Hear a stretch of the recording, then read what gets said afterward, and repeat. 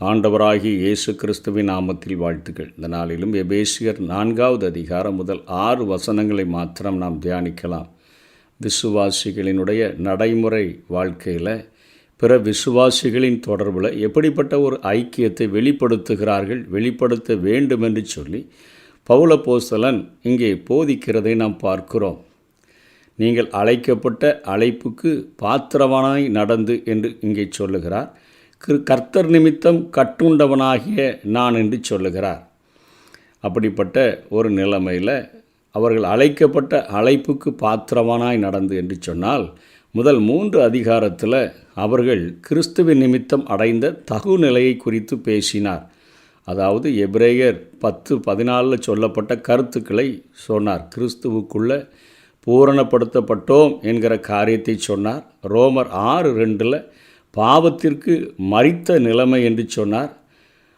1 பேதுரு 2வது அதிகாரம் 9ஆம் வசனத்தின் கருத்துக்களை, அதாவது விசுவாசிகள் பரிசுத்த ஜாதியாக இருக்கிறார்கள், எல்லாமே 100க்கு 100 அடைந்த ஒரு நிலைமையை காண்பித்து, இந்த 4வது அதிகாரத்திலிருந்து 6வது அதிகாரம் வரையிலும் நீங்கள் பூரணப்படுத்தப்பட்டிருக்கிறீர்களே, நீங்கள் பூரண சற்குணராக இருக்க வேண்டும் என்கிற இயேசு கிறிஸ்துவின் கட்டளை மத்தேயு 5:48 சொல்லப்பட்ட கருத்துக்களை, நீங்கள் அழைக்கப்பட்ட அழைப்பு, அதாவது பூரணப்படுத்தப்பட்டோம் என்று கிறிஸ்துவுக்குள்ளே பிதா உங்களை பார்க்கிறாரே, அதற்கு நீங்கள் ஒவ்வொரு நாளும் அந்த பாயிண்டை நாம் அடையும்படியாக, அந்த நிலைமையை அடையும்படியாக நாம் பிரயாசப்பட்டு ஒவ்வொரு நாளும் வாழ வேண்டும் என்கிற கருத்துக்களை இங்கே சொல்லிக் கொடுக்கிறார். பாவத்துக்கு மரித்திருக்கிற நிலைமைத்தான் கிறிஸ்துவுக்குள்ள பாவத்திற்கு மரித்தவர்களாக எண்ணிக்கொள்ள வேண்டும் என்று சொல்லி ரோமர் 6வது அதிகாரம் 1ஆம் வசனத்திலே சொல்லிக் கொடுக்கிறார். அதே போல் இங்கே பரிசுத்த ஜாதி என்று சொல்லி, நீங்களோ அவங்களை அந்தகாரத்தினின்று ஆச்சரியமான ஒளியினிடத்திற்கு வரவழைத்தவருடைய புண்ணியங்களை அறிவிக்கும்படிக்கு அதில் பரிசுத்த ஜாதி என்று பேதுரு சொல்லுகிறாரே, அந்த கருத்துக்களை வலியுறுத்துகிறார்.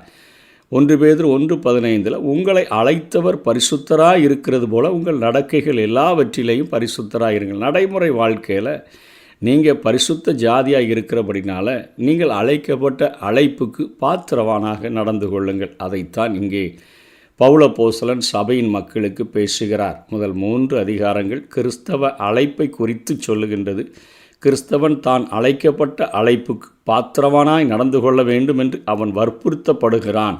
கிறிஸ்துவுக்குள்ளாக நாம் பெற்றிருந்த உயர்வான அந்த தகுதி நிலை, அதற்கு ஏற்ற திவ்ய நடத்தைக்கு இங்கே நம்மை இந்த எபேசியர் நிருபமானது அழைக்கக்கூடியதாக இருக்கிறது. இவ்வாறாக எபேசியர் நிருபம் உன்னதத்திலிருந்து, அதாவது முதல் 3 அதிகாரங்களில் உன்னதத்தினுடைய அனுபவங்களை சொல்லிக் கொடுத்த பவுலப்போஸ்தலன் இப்பொழுது உள்ளூர் சபையையும் வீட்டையும் பொதுவான சமுதாயத்தையும் நோக்கி திருப்பி அந்த நடைமுறை வாழ்க்கையில் ஒவ்வொரு மனிதனும் உள்ளூர் சபையில் எப்படி நடக்கணும், வீட்டில் எப்படி இருக்கணும், பொதுவான சமுதாயத்தில் அவன் எப்படி இருக்கணும் என்கிற செய்தியைத்தான் 4வது அதிகாரத்திலிருந்து 6வது அதிகாரம் வரையிலும் சொல்லுகிறார். சபையில் ஒருமைப்பாட்டை காத்து கொள்ளணும், தனிப்பட்ட வாழ்க்கையில் தூய்மையாக இருக்கணும், வீடுகளில் இணக்கமான ஒரு சூழ்நிலையை உடையவர்களாக இருக்கணும், பொல்லாங்கான அதிகாரத்தோடு நமது போராட்டத்தில் உறுதியாக நாம் இருந்து நம்முடைய வாழ்க்கையில், ஆவிக்குரிய வாழ்க்கையில் வளர வேண்டும் என்று மீதி உள்ள அதிகாரங்களிலே அவர் போதிக்கிறார். 2வது முறையாக தன்னை கட்டுண்டவன் என்று பவுல் இங்கே குறிப்பிடுகிறதை பார்க்கிறோம். இந்த முறை கர்த்தர் நிமித்தம் கட்டுண்டவன் என்று குறிப்பிடுகிறார். உலகம் எத்தனை இழிவு என்று கருதுகிறதோ அதனை உயர்ந்த மேன்மை என்று இங்கே பவுலப்போஸ்தலன் எண்ணுகிறதை நாம் பார்க்கிறோம். ஒரு மன்னன், ஒரு அரசன் தன்னுடைய முடிசூட்டு விழாவில் மேன்மை பாராட்டுகிறதை காட்டிலும் அவர் கிறிஸ்துவின் நிமித்தம் கட்டுண்டவன் என்ற தன்னுடைய நிலையில் அதிகமான ஒரு மேன்மை பாராட்டுகிறதைத்தான் பவுலுடைய வாழ்க்கையில் பார்க்க முடிகிறது. கர்த்தருக்கு உண்மையோடும் கீழ்ப்படிதலோடும் நடந்து கொண்டதினால் சிறையில் கட்டுண்டவனாக இருந்த பவுல் தங்கள் விசுவாசிகளை தாங்கள் பெற்ற அழைப்புக்கு பாத்திரவான்களாக நடந்து கொள்ளும்படி இங்கே அறிவுறுத்துகிறதை பார்க்கிறோம். கிருபையின் மொழியில் தான் பேசுகிறார். கனிவோடும் அன்புள்ளத்தோடும் அவர்களிடத்தில் வேண்டுதல் செய்கிறதை பார்க்கிறோம்.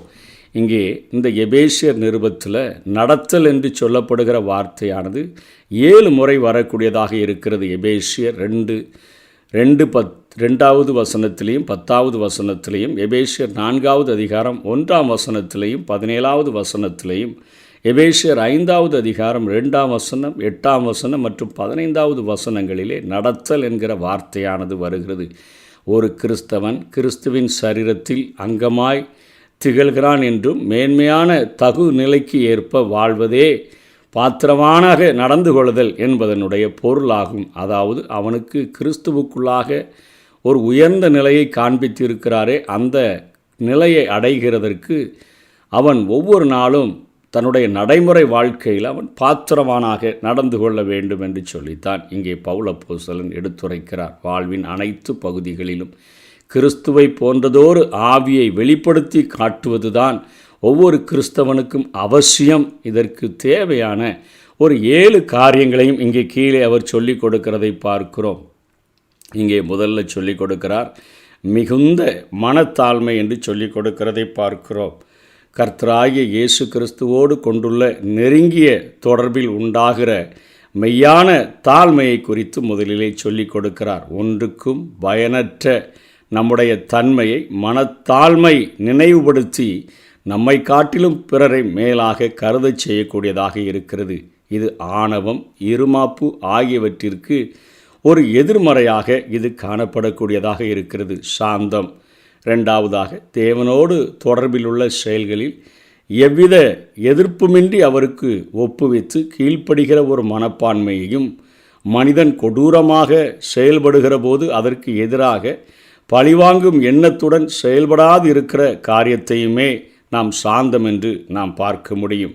நான் சாந்தமும் மனத்தாழ்மையுமாய் இருக்கிறேன் என்று சொன்ன இயேசு வானம் பூமி படைத்திருந்தும் அவர் மனிதனாக வாழும் பொழுது அவர் கடைபிடித்த காரியம் நான் சாந்தமும் மனத்தாழ்மையுமாய் இருக்கிறேன் என்று சொல்லி. அவர் உலகத்தை உண்டாக்கியவர், நட்சத்திரங்களை பெயர் சொல்லி அழைக்கிறவர், எண்ணிக்கையில் அடங்காத அந்த விண்மீன் கூட்டங்களை அவற்றின் பாதைகளிலே நடத்தி பாதுகாக்கிறவர், பர்வதங்களை துலாக்கோளாலும் மலைகளை தராசாலும் நெருக்கிற ஒரு ஆண்டவர், தீவுகளை ஒரு அணுவை போல தூக்குகிற ஒரு ஆண்டவர், கடல் நீரை தமது கைப்பிடியினால் அளக்கிற ஒரு ஆண்டவர். அவருக்கு முன்பாக இந்த உலகத்தின் மக்கள் வெட்டுக்கிளிகளைப் போல தான் காட்சியளிக்கிறார்கள். அவர் மனு உருவம் எடுத்து வந்த பொழுது சொல்லுகிறார், நான் சாந்தமும் மனத்தாழ்மையுமாக இருக்கிறேன். நம்ம ஒன்றும் இல்லாட்டாலும் நம்மளை ரொம்ப பெரிய ஆட்களாக நான் யார் என்று பார் அப்படின்னு சொல்லிலாம் காண்பிக்கிறோம். ஆண்டவர் சாந்தம் உள்ளவராக, மிகுந்த மனத்தாழ்மை உள்ளவராக இருந்த காரியத்தை தான் இங்கே பவுல் நினைவுபடுத்தி எழுதுகிறார். மிகுந்த மனத்தாழ்மை உங்களுக்கு வேணும், உங்களுக்கு சாந்தம் வேண்டும் என்று பேசுகிறதை பார்க்கிறோம். அதனைத் தொடர்ந்து நீடிய பொறுமையை குறித்து பேசுகிறார். எரிச்சல் அடையும்படி நீண்ட நேரம் நம்ம தூண்டிவிடப்பட்டாலும் கூட ஒரு சீரான மனநிலையோடும் பொறுமையுள்ள ஒரு ஆவியோடும் நடந்து கொள்ளுதலையே நீடிய பொறுமை என்று வேதம் நமக்கு கற்பிக்கிறது. ஒரு சின்ன நாய்க்குட்டி தன்னுடைய தாயோடு கூட அங்கே கடித்து இங்கே கடித்து அப்படி இப்படி விளையாடும் பொழுது அந்த பெரிய நாய் எந்த அளவுக்கு பொறுமையோடு கூட அவைகளை சகித்து கொண்டு காணப்படுகிறதோ அதே போல் எரிச்சல் அடையும்படி நீண்ட நேரம் தூண்டிவிடப்பட்டாலும் ஒரு சீரான மனநிலை நமக்கு வேணும். ஒரு பொறுமையுள்ள ஒரு ஆவியோடு நம்ம நடந்து கொள்ளுகிறவர்களாக இருக்கணும். இதுதான் நீடிய பொறுமை என்று சொல்லி ஒவ்வொரு விசுவாசிகளும் சக விசுவாசிகளினுடைய தொடர்பில் இப்படிப்பட்ட ஒரு காரியத்தை வெளிப்படுத்துகிறவர்களாக காணப்பட வேண்டும் என்று சொல்லி ஆண்டவராகிய இயேசு கிறிஸ்து மரண பரியந்தமும், அதாவது சிலுவையின் மரண பரியந்தமும் கீழ்ப்படிந்தவராகி தம்மை தாழ்த்தினதை பார்க்கிறோம். தமக்கு முன்பாக வைக்கப்பட்ட சந்தோஷத்தின் பொருட்டு நீடிய பொறுமையாக இருக்கிறார். அவமானத்தை எண்ணாமல் அவைகளெல்லாம் சகித்து கொண்டதை பார்க்கிறோம். அதனைத் தொடர்ந்து அன்பாலே ஒருவரை ஒருவர் தாங்கி என்று சொல்கிறது. அதாவது பிறருடைய தவறுகள் குறைபாடுகளை தாங்கி கொள்கிறது தான் அன்பு.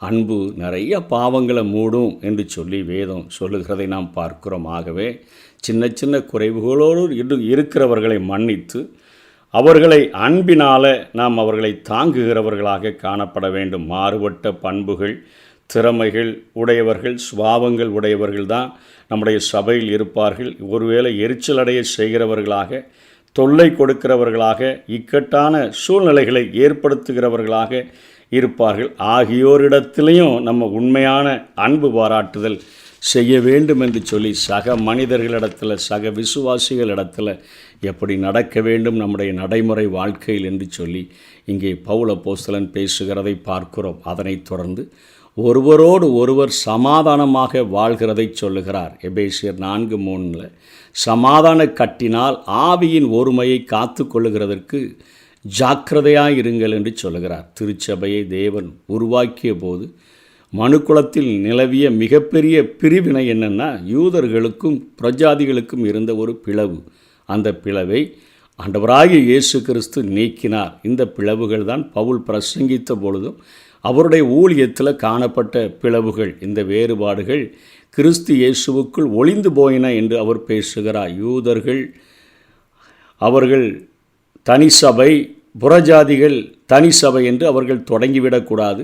பகை ஒளிந்து போனபடினால் அவர்கள் இருவரும் ஒரு கிறிஸ்துவின் சரீரத்தில் ஒரு புதிய சிருஷ்டியாக இருக்கிறார்கள். கிறிஸ்து அவர்களுக்கு தலையாய் இருக்கிறார். அதனால் சமாதான கட்டினால் ஆவியின் ஒருமையை காத்து கொள்ள வேண்டும் என்று சொல்லி அவர் அங்கே போதிக்கிறார். மெய்யான விசுவாசிகள் யாவரையும் பரிசுத்த ஆவியானவர் கிறிஸ்துவுக்குள் அவர் ஒன்றிணைத்துள்ளார். ஒரே ஆவியானவர் குடியிருக்கும் சரீரமாக சபை விளங்குகிறது. சுபாவத்தில் வேறுபட்ட சரீரத்தின் அவயவங்களை இறுக கட்டி ஒன்றிணைப்பது தான் ஒரு தசைநாருடைய வேலை. அதே போல தான் சபையில் வித்தியாசமாக இருக்கக்கூடிய ஆட்களை ஒரு தசை நாரானது எப்படி இறுக கட்டி ஒன்றிணைத்து சபையினுடைய, அதாவது சரீரத்தினுடைய அங்கங்களை ஒற்றுமையாக செயல்பட வைக்கிறதோ, அதே போல் சமாதானம் என்கிற அந்த தசை நாரானது சபையில் உள்ள வேறுபட்ட மக்களை இறுக கட்டி அது அவர்களை ஒன்றாக அவர்கள் வாழ்கிறதற்கு, ஒருமைப்பட்டு வாழ்கிறதற்கு, சமாதான கட்டினால் அவர்கள் கட்டப்படுகிறதற்கு அது உதவி செய்கிறது என்று பவுல் அப்போஸ்தலன் பேசுகிறார். வேறுபட்ட கருத்துக்கள் உண்டானால்தான் பிரிவு உண்டாகிவிடும். ஆகவே நாம் சொந்த விருப்பு வெறுப்புகளை அடக்கி கொள்ளக்கூடியவர்களாக, சிறு சிறு வேறுபாடுகளை அடக்கி ஆட்கொள்கிறவர்களாக, தேவனுடைய மகிமைக்காகவும் அவருடைய ஆசீர்வாதங்களுக்காகவும் ஒன்றிணைந்து சமாதானத்தோடு செயல்பட வேண்டும் என்று சொல்லி பவுல் அப்போஸ்தலன் பேசுகிறார். வேறுபாடுகளை பெரிதுபடுத்தாமல் மெய்யான கிறிஸ்தவ ஒருமைப்பாட்டை உருவாக்க மீண்டுமாக 7 உண்மைகளை நாம் கருத்திலே கொள்ள வேண்டும் என்று சொல்லி இங்கே பவுல் அப்போஸ்தலன் பேசுகிறார். ஒருமைப்பாட்டை கெடுக்கக்கூடிய ஒரு எண்ணங்கள் உருவாகிச்சுன்னு சொன்னால் அதை எப்படி மேற்கொள்வது என்கிற ஒரு 7 உண்மையான காரியங்களை உங்கள் மனதில் எப்பவுமே நினைத்து கொள்ளுங்க என்று பேசுகிறதை பார்க்கிறோம். ஒரே சரீரம் என்று சொல்லுகிறார். அதாவது இன்றைக்கு நம்முடைய நாட்களில் இனத்தின் மூலமாக, நிறத்தின் மூலமாக, நாடுகளின் மூலமாக, பண்பாடுகளின் மூலமாக, மொழியின் மூலமாக, சுபாவத்தின் மூலமாக அநேக வேறுபாடுகள் உருவாகக்கூடியவையாக இருக்கின்றன. பெந்தேகோஸ்தே நாள் முதல் சபை எடுத்துக்கொள்ளப்படுகிற நாள் வரையிலும் இந்த ஒரே சரீரம் என்கிற எண்ணம் தான் நமக்கு இருக்க வேண்டும். சரீரம் அது ஒரு கிறிஸ்துவின் சபை. கிறிஸ்து அதற்கு தலை. நான் எந்த இனத்தைச் சேர்ந்தவனாக இருந்தாலும் சரி, எந்த நிறத்தை உடையவனாக இருந்தாலும் சரி, எந்த நாட்டை உடையவனாக இருந்தாலும் சரி, எந்த பண்பாடோடு கூட வாழ்கிறவனாக இருந்தாலும் சரி, எந்த மொழி பேசினாலும் சரி, எந்த சுபாவம் உடையவனாக இருந்தாலும் சரி, கிறிஸ்துவினுடைய சபை அதில் இணைக்கப்பட்டிருக்கிற நான், இந்த சபை எடுத்துக்கொள்ளப்படுகிற நாள் வரையிலும் ஒரே சரீரம் என்கிற எண்ணத்தில் வாழ வேண்டும். 2வது, ஒரே ஆவி என்று பேசுகிறார். ஒரே பரிசுத்த ஆவியானவர் ஒவ்வொரு விசுவாசியினிடத்திலும் தனித்தனியே அவர் குடியிருக்கிறார். அதை 1 கொரிந்தியர் 6:19 பார்க்கிறோம். அவரே கிறிஸ்துவின் சரீரத்திலும் குடியிருக்கிறார். 1 கொரிந்தியர் 3:16. ஆகவே ஒரே ஆவியானவர் தானே நம்மை நடத்துகிறார். நமக்குள்ள என்ன வேறுபாடு என்கிற ஒரு காரியத்தை நாம் புரிந்து வாழ்கிறவர்களாக, இந்த சிந்தனையை மனதில் எப்பொழுதும் நினைக்கிறவர்களாக இருக்க வேண்டும். ஒரே நம்பிக்கை, அதாவது ஒரே இடத்துக்கு தான் நாம் போகிறோம், பரலோகத்துக்கு போகிறோம், நித்திய ஜீவனை பெற்றுக்கொள்ள போகிறோம். அந்த நம்பிக்கையின் அழைப்பில் தானே நம்ம நடக்கிறோம். அந்த ஒரே நம்பிக்கை என்று சொல்லுகிறார். அதனைத் தொடர்ந்து ஒரே கர்த்தர் என்று சொல்லுகிறதை பார்க்கிறோம். வானத்திலும் பூமியிலும் அநேக தேவர்கள் எண்ணப்பட்டவர்கள் இருக்கிறார்கள். 1 கொரிந்தியர் 8வது அதிகாரம் 5-6 நம்ம பார்க்க முடியும். ஆனால் பிதாவாகிய ஒரே தேவன் நமக்கு உண்டு, நமக்கு என்று ஒரே ஒரு கர்த்தர் உண்டு என்று சொல்லி அங்கே கொரிந்து சபைக்கு எழுதும் பொழுது எழுதின அந்த எண்ணங்கள் நமக்குள்ளாக தலை தூக்கி நிற்க வேண்டும். ஒரே விசுவாசம் என்று சொல்லுகிறார். பரிசுத்தவான்களுக்கு ஒரே வகை விசுவாசம்தான் ஒப்பு கொடுக்கப்பட்டிருக்கிறது. யூதா 3வது அதிகாரத்திலே நாம் பார்க்க முடிகிறது. நம்முடைய வாழ்க்கையில் பரிசுத்த வாழ்க்கை வாழ்கிறதற்கு நாம் தீர்மானித்த நாள் முதல் நாம் கிறிஸ்துவினுடைய வருகையில் எடுத்துக்கொள்ளப்படுகிற நாள் வரையிலும் வேறு விசுவாசம் அல்ல, ஒரே விசுவாசம்தான் எனக்கு கொடுக்கப்பட்டிருக்கிறது என்கிறதில் உறுதியாக இருக்க வேண்டும். அதனைத் தொடர்ந்து ஒரே ஞான ஸ்நானம் என்று சொல்லுகிறார். அதாவது இரட்டத்தனையான ஒரு பொருள், ஆவியினாலும் ஜலத்தினாலும் பிறவாவிட்டால் என்று சொல்லுகிறாரே. ஒரு மனிதன் ஆவியினால் பிறக்கும் பொழுது கிறிஸ்துவினுடைய சபையில் ஒரு அங்கமாக இணைக்கப்படுகிறான். அதே போல் மனமாற்றம் பெற்று கிறிஸ்துவினுடைய மரணத்தோடு அவருடைய அடக்கத்தோடு அவருடைய உயிர்த்தெழுதலோடு ஒரு காரியத்தை பெறுகிறதற்கு ஜலத்தினால் அவன் ஞான ஸ்நானம் பெறக்கூடியவனாக இருக்கிறான். அந்த ஒரே ஞான ஸ்நானம் புதிய ஏற்பாட்டில் ஆண்டவராய் இயேசு கிறிஸ்து பிதா குமாரன் பரிசுத்த ஆவியினாலே ஞான ஸ்நானம் கொடுத்து என்று சொல்லுகிற அந்த காரியத்தை நாம் கடைபிடிக்கிறவர்களாக இருக்க வேண்டும். கடைசியாக சொல்லுகிறார், ஒரே தேவன், அதாவது மீட்கப்பட்ட அனைவருக்கும் ஒரே தேவனும் பிதாவும் உண்டு என்கிற கருத்தை சொல்லுகிறார். நாங்கள் எல்லாரும் தேவனுடைய பிள்ளைகள் என்று சொல்லி நாம் ஒவ்வொருவரும் இணைந்து அவரை தேவனாக ஏற்றுக்கொள்ள வேண்டும். எல்லார் மேலும் எல்லாரோடும் எல்லாருக்குள்ளும் அவர் தான் இருக்கிறான்னு சொல்கிறார். எல்லார் மேலும் ரட்சிக்கப்பட்ட எல்லாருக்கும் அவர் சகல காரியங்களையும் அவர் கொடுக்கக்கூடியவராக, எல்லாரோடும்னா தமது நோக்கங்களை நிறைவேற்றுகிறதற்கு எல்லாரையும் பயன்படுத்துகிறவராக, எல்லாருக்குள்ளுன்னா விசுவாசிகளுக்குள்ள பரிசுத்த ஆவியானவர் மூலமாக அவர் குடியிருக்கக்கூடியவராக அவர் காணப்படுகிறார். இந்த 7 எண்ணங்களும் நமக்குள்ள ஒவ்வொரு நாளும் தலை தூக்கி இருக்கும் என்று சொன்னால், சமாதான கட்டினால் எப்படி தசை நார்களை கொண்டு ஒவ்வொரு உறுப்புகளும் இணைக்கப்பட்டு வேறுபாடின்றி ஒருங்கிணைந்து செயல்படுகிறதோ, அதே போல இந்த 7 எண்ணங்களும் நமக்குள்ளாக ஒரு நல்ல ஓட்டமாக இருக்குமென்று சொன்னால், நல்ல எண்ணங்களாக இருக்குமென்று சொன்னால், நம்மை நிமித்தமாக சமுதாயத்தில் சபைகளில் எந்த ஒரு குழப்பமும் பிரிவும் வராதபடி ஆண்டவர் நம்மை பார்த்து கொள்ள முடியும். நம்முடைய நடைமுறை வாழ்க்கையில் இதை கடைபிடிப்போம். கர்த்தர் தாமே நம்மை ஆசீர்வதிப்பாராக. ஆமென்.